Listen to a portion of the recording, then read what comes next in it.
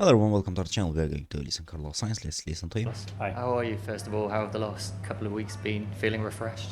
Yeah, good, thank you. 3 weeks of avoiding airplanes and airports, which is something I definitely enjoyed doing and staying away from. And yeah, no traveling, just staying consistent in the same place with family, with friends.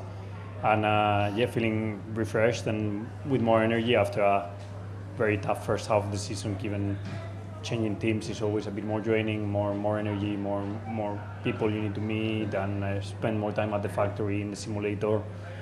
And yeah, the break is definitely needed. You touched on it there. Was it a good chance to kind of process everything as well from that first half? So much going on, so many races, getting used to life at a new team. Yeah, definitely. As I said before, it is demanding changing teams. Your January and February, that are normally months where you keep time for yourself to train and spend time at home.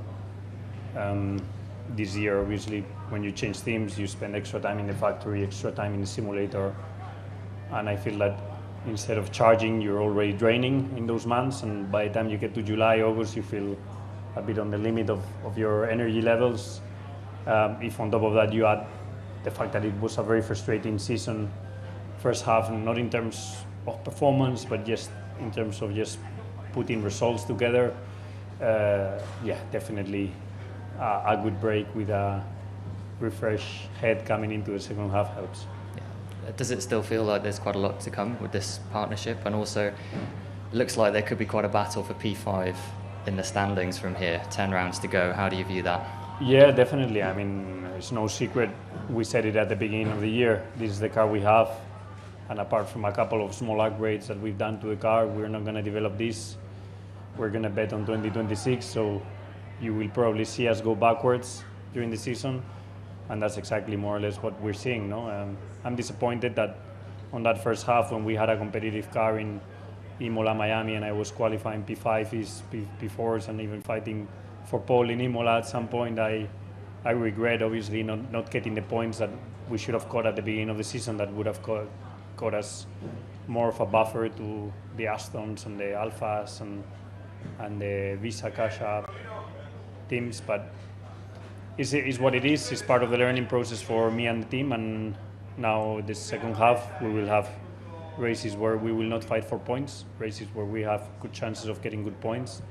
We just need to maximize those ones. And just finally, on that point, I mean, weekends like this, with the weather up in the air, looks like it could be rain qualifying in the race. Take those opportunities as they come as well, and make sure everything's working as it should be, and you're grabbing as many points.